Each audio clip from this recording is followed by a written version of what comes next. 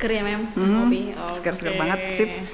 Mem, tadi kan udah denger ceritanya nih, aku dari sejarahnya akuntansi gitu ya, dari sejarah yang panjang Babilonia tadi, lalu proses bisnis yang sudah dimulai sejak lama itu, kemudian sampai ke debit kredit tadi ya Mem, dua sisi kehidupan gitu ya Mem. Lalu sampai kita bicara masalah Eropa, Amerika, Eropa gitu ya, dari prinsip sampai ke standar gitu ya Mem ya. Lalu, nah tapi wujud akuntansi sebagai bahasa bisnis sekarang ini apa Mem? Dan apa nih hubungannya, masih penasaran sama yang tadi diungkap Mem, sebutkan Mem corporate reporting itu.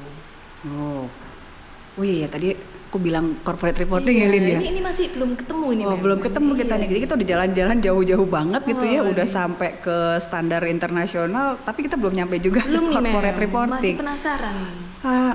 Kenapa kita belum nyampe Lin? Karena bisnis yang berubah-ubah terus itu juga mengubah bagaimana bentuk akuntansi.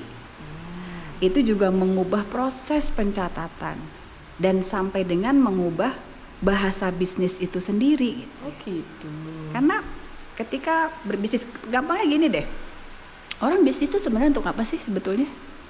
Mencari keuntungan. Mencari keuntungan. Jadi yang pertama kali ingin mereka ketahui adalah kalau aku berbisnis, bisnis ini memberikan keuntungan atau enggak.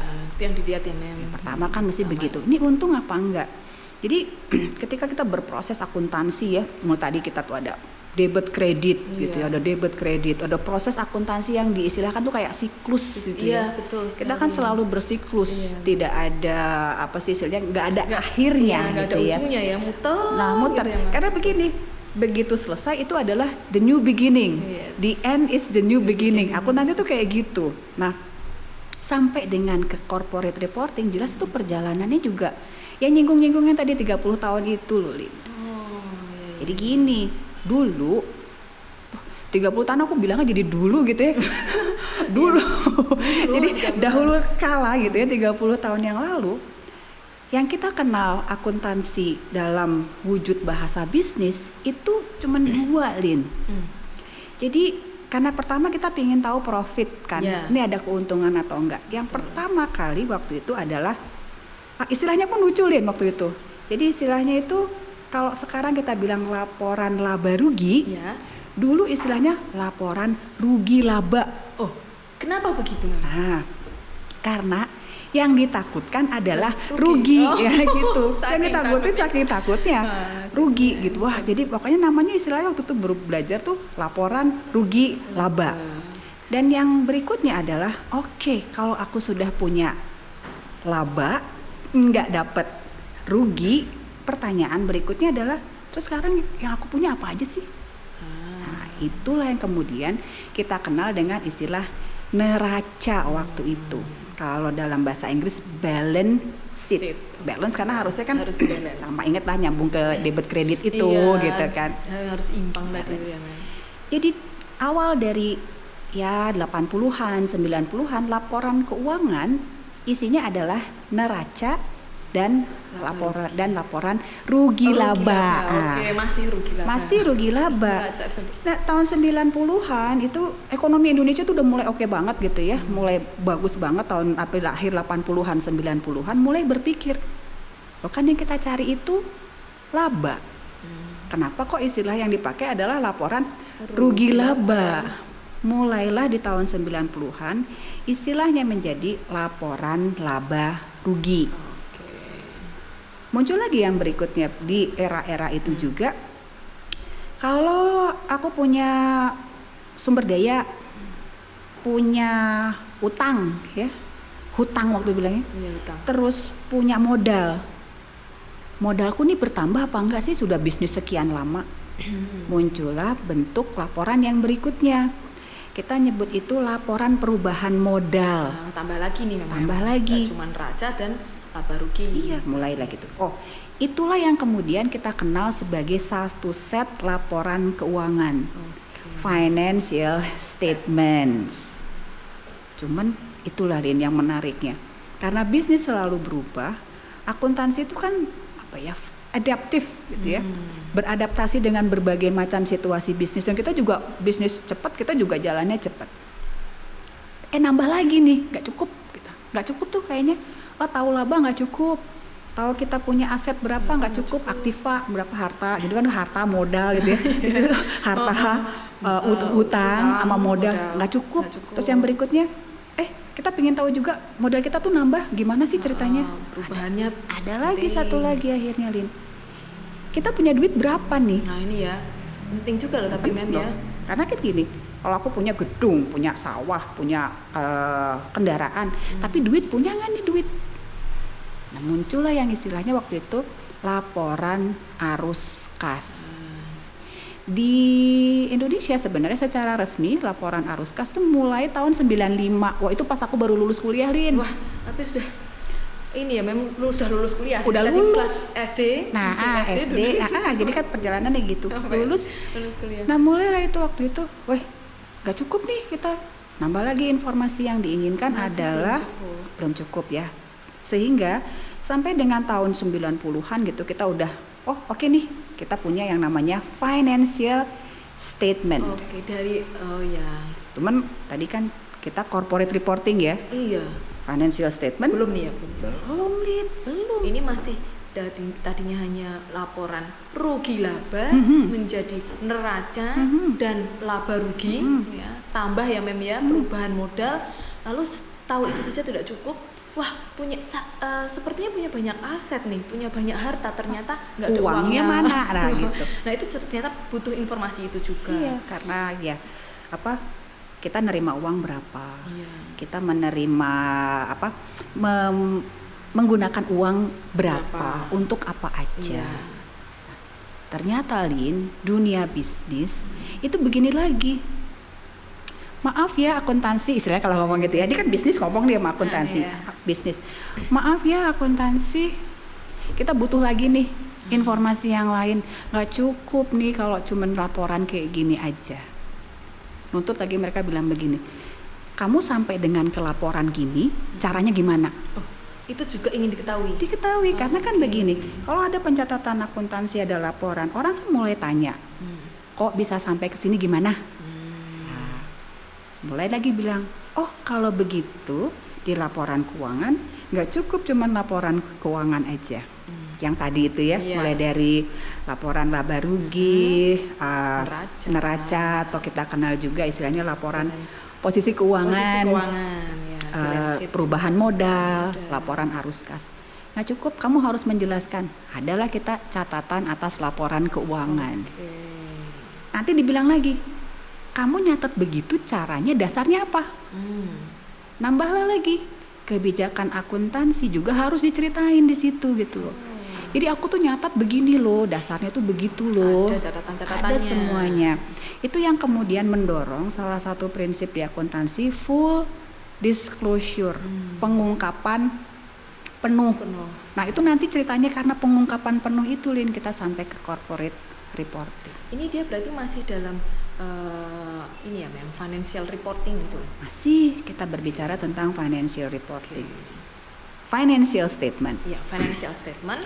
Nambahlah ini ada lagi demand-nya gitu ya, ada permintaan bahwa kamu nggak cukup hanya informasinya nggak cukup, angka aja nggak cukup. Ada yang harus ditambah. Nah itulah yang kemudian menjadi financial reporting. Jadi financial reporting tuh kayak begini loh, kita punya display gitu ya, punya display kayak kita kalau ke mall gitu kan, display bagus-bagus, cakep-cakep, orang lihatnya cakep banget nih, tapi yang diminta itu cakep sampai di situ tuh cerita di belakangnya seperti apa. Jadi prosesnya gimana, terus sampai dengan begini juga, aku bisa percaya nggak sih kalau aku lihat laporan keuangan, bener nggak sih begitu? Kan kalau coba ya, kalau Alin misalkan lihat laporan keuangan, lihat angka yang begitu banyak, laba yang begitu tinggi, yang menjadi pertanyaan kan, kok bisa begitu? Bener begitu apa enggak? Tolong dijelasin dong. Kan gitu. Jadi ini financial statement tadi ya, itu masalah angka-angkanya nih, uang-uangnya, tapi tidak cukup itu informasinya, lalu financial reporting yang menjelaskan asal muasal. Iya, oke. Dijelasin Di situ kebijakan. Sampai juga gini, di dalamnya itu mulai ada verifikasi, Lin. Kan orang tanya, ini benar gak sih kamu menyajikan seperti ini? Kamu bilang begini A, siapa yang bisa menjamin bahwa ini tuh benar-benar A? Nah itu nanti cerita lain lagi. Audit, Lin. Wah, ini juga menarik sepertinya ada nanti sesi itu. Ada, pasti itu. Ini harus dinantikan ini. Oh jadi dimulai dari financial statement ya Mem. Lari ke nggak cukup informasi ini saja, lalu financial reporting. Lalu setelah ini, nah begini, bisnis ketika mulai itu kan bukan berharap aku mulai bisnis hari ini besok selesai. Bisnis itu kalau mulai berharap wah nanti bisa satu kayak ini loh, kayak apa namanya, berdiri sejak tahun sekian, 1930 misalkan gitu. Bisnis kan pengennya begitu. Iya sih. Terus berjalan. Tapi kan kita nggak mungkin ya Lin ya, maksudnya menceritakan dari tahun sekian sampai dengan sekarang. Jadi laporan yang tadi financial statement, financial reporting, bersepakatlah kita kalau kamu menyajikan sebagai bisnis tuh tahunan aja deh, maksudnya nggak usah terlalu jauh-jauh, nggak usah juga terlalu sering-sering gitu ya. Muncul yang diistilahkan, nah ini Mbak Lin, ingat nggak? Annual report. Gimana tuh? Jadi ini sudah mulai nih annual report. Kan berarti ada periode tertentu ini. Setahun ya? Satu tahun ya? Okay. 1 tahun. Tapi ini lalu menyeluruh Mem. Laporannya apa saja di dalam report yang tahunan ini? Financial statement pasti ada. Financial statement ya. Terus reporting. Nanti ada CALK, catatan atas laporan keuangan tuh. Ya. Jadi nggak cukup lah dengan angka, ditambah catatan, tambah kebijakan gitu kan ya. Tambah juga ada audit di situ. Terus orang bilang begini bisnis itu. Tapi satu bisnis itu kan bukan hanya organisasi yang sederhana, tuh organisasi yang besar. Ada banyak orang kan di dalamnya di situ. Jadi mereka begini, harusnya orang yang bertanggung jawab di satu bisnis dia juga ngomong dong sesuatu gitu. Nah, ada jadi di dalam financial statement yang tadi di audit sampai dengan financial reporting, ketika sudah sampai di annual report ada tambahan lagi di depannya nih Lin. Apa itu Mem? Nah, surat Lin, tahu nggak? Surat dalam annual report ada surat. Surat apa nih Mem? Surat cinta. Wah ini surat cinta dari siapa kepada siapa? Ini nih surat cinta dari CEO. Wah kamu bayang ya, CEO itu Chief Executive Officer, CEO. Di depan tuh ada surat cinta yang bilangnya tuh gini katanya, para pemegang saham gitu kan ya. Kayaknya romantis. Romantis banget. Jadi ada yang bilang ini sebagai chairman report, jadi laporan dewan direksi. Jadi si CEO nih ya, jadi si direktur utama, presiden direktur itu membuat satu surat. Jadi suratnya itu menceritakan 1 tahun nih mereka ngapain. Bayangkan ya, itu satu halaman ya, karena nggak boleh panjang-panjang gitu. 1 halaman. Nggak boleh panjang-panjang karena gini, kalau kepanjangan nanti jadi lebay. Membosankan. Nah surat cinta kalau kepanjangan juga lebay, jadi curcol gitu. Jadi curcol kan nggak mungkin direktur curcol kan gitu. Nah gitu. Jadi ada yang namanya chairman's letter. Udah chairman letter dia menceritakan kami melakukan ini, apakah kami sudah maksudnya kalau untung gimana ceritanya, kalau ekspansi gimana ceritanya, itu disampaikan dalam satu surat dan itu ada di awal annual report. Sesudah itu barulah dewan direksi menambah lagi informasi di dalam situ. Jadi sesudah tadi ya surat, padahal kita tadi financial statement financial reporting. Ini jadi annual report. Ada surat cinta dari presiden direktur. Ada laporan singkat dari dewan direksi. Nah ini biasanya yang disampaikan adalah kinerja, Lin. Oh gitu. Jadi apa saja yang sudah dicapai secara finansial. Kalau misalkan sekarang ya lagi masa sulit, itu pun mereka menyampaikannya di situ. Oh kami tuh lagi susah, kami tuh lagi begini dan lain sebagainya. Biasanya sih, nah ini Lin yang menarik juga. Apa tuh? Tadinya kita pikir kan cukup chairman letter 1 halaman. Iya. Ternyata ketika Dewan Direksi menceritakan tentang kinerja, itu banyak sekali yang dimasukkan di situ, Lin. Gitu. Salah satunya juga mereka tuh mau bilang begini, kami tuh jujur loh. Wah, kami ini mengelola perusahaan dengan baik loh. Jadi sebelum sampai nanti ke financial statement, itu perjalanannya ada menceritakan apa saja yang sudah dicapai, udah ngapain aja, bagus apa enggak. Kalau aku, maksudnya perusahaannya, dibandingkan dengan perusahaan lain, itu kayak apa? Istilahnya tuh kayak gini loh, ketika kita buka annual report, kita bisa lihat apa aja yang terjadi di perusahaan itu selama 1 tahun. Wah luar biasa ya Mem. Ternyata nggak kemudian pengungkapannya, pelaporan nggak cuma masalah keuangan ini ya, sudah kompleks ya sampai ke surat cinta tadi ya Mem. Menarik sekali ya ternyata. Karena kembali lagi full disclosure. Jadi istilah accounting is not just counting. Ini ya Mem, itu disinilah kuncinya, karena informasinya sudah bukan lagi angka. Iya betul. Jadi informasinya sudah lagi, ceritain dong karyawanmu gimana keadaannya, ceritain dong fasilitasmu kayak gimana keadaannya, gitu ya. Jadi udah sampai nih annual report. Ada juga loh sekarang, udah ada tren baru loh yang di annual report. Apa Mem? Mereka itu menyampaikan ini, tanggung jawabnya direktur tuh apa aja. Oh iya? Jadi bukan cuma capaian. Ini loh tanggung jawab kami tuh begini. Diungkapkan di situ. Itu annual report. Annual report. Lalu kapan nih Mem sampai ke corporate reporting? Itu yang tadinya 1 halaman, nggak boleh banyak-banyak. Makin lama, Lin, bahkan ada perusahaan-perusahaan yang menyampaikan annual reportnya tuh udah jadi benar-benar kayak curcol lebay begitu, Lin. Gitu. Semakin luas nih ya. Karena apa? Nggak cukup hanya 10, 20, 30, 50 halaman. Nggak cukup lagi hanya 100, 200 halaman.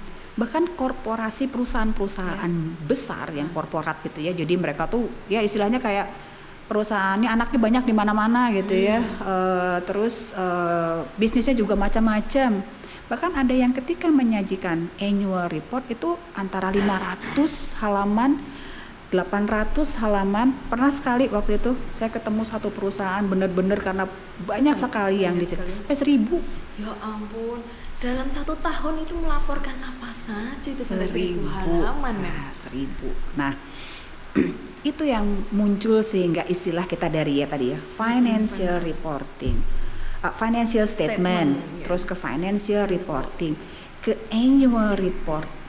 Dan ternyata ini sebenarnya gini, Lin, kekepoan itu tidak menurun tetapi semakin meningkat.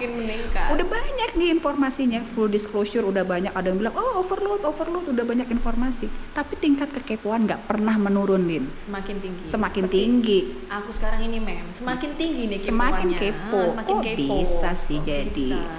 Jadi dari yang kecil bertambah lagi, akhirnya kemudian dari praktek akuntansi kita pikir begini, wah kita harus, istilah yang dipakai adalah istilah yang bisa mewadahi, jadi satu tempat gitu ya, yang bisa bercerita tentang berbagai macam hal yang ada di dalam suatu bisnis. Sampailah istilah yang dipakai corporate reporting, bukan company ya, Lin ya.